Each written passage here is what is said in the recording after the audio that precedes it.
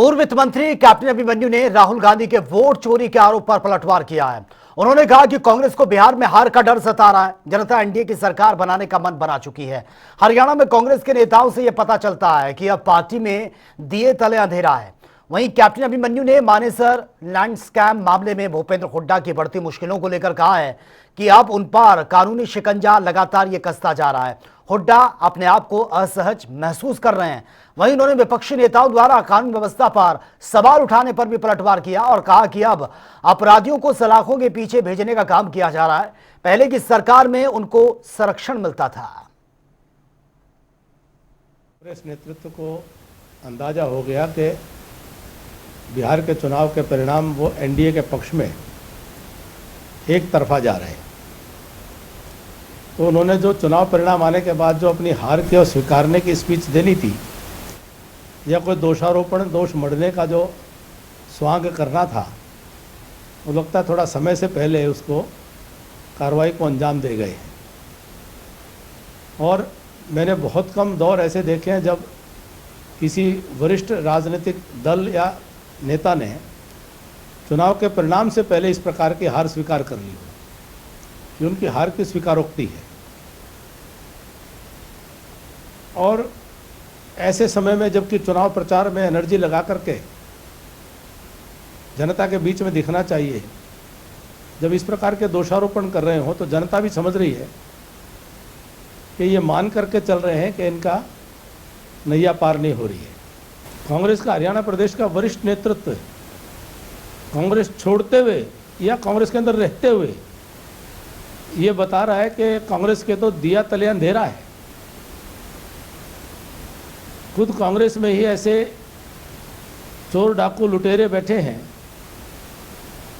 जो कांग्रेस की हार का कारण बनते हैं। अतीत में भी कांग्रेस ने इस देश की राजनीति में लोकतंत्र में परिवारवाद के जहर को घोलते हुए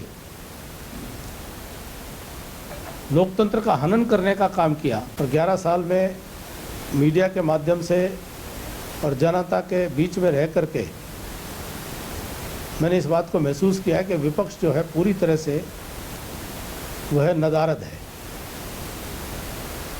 विपक्ष अपनी भूमिका ही निभाना नहीं चाहता है। विपक्ष हमेशा समाज के कुछ वर्गों को आंदोलित करके उनकी सवारी करके अपनी राजनीति करने की कोशिश करता हुआ दिखाई दिया है। एक भी मुद्दा गंभीरता से उन्होंने नहीं उठाया और वो एक प्रकार से अप्रासंगिक हो चले हैं। और इसलिए वो केवल मात्र बयानबाजी प्रेस कॉन्फ्रेंस करते हुए दिखाई देते हैं, उसमें भी तथ्यात्मक बात नहीं करते हैं। मानेसर लैंड स्कैम के न्यायालय के निर्णय को अगर वो राजनीतिक प्रतिशोध कहते हैं तो क्या वो ये भी कहना चाहेंगे कि कांग्रेस के केंद्र और राज्य सरकार के कार्यकाल में स्वर्गीय चौधरी ओम प्रकाश चौटाला जी को जो सजा हुई थी वो उन लोगों ने राजनीतिक प्रतिशोध के तहत उसको अंजाम कराया था?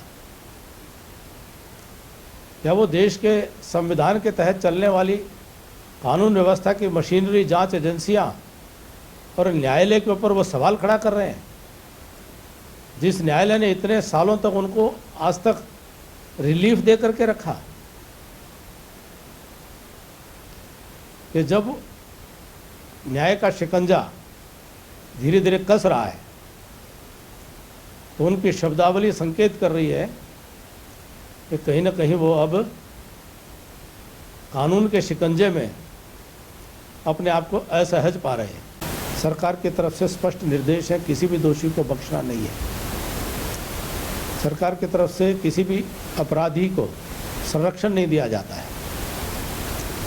लगातार सरकार की तरफ से निर्देश हैं कि आपराधिक प्रवृत्तियों के ऊपर दबाव बना करके रखा जाए, अंकुश लगा करके रखा जाए।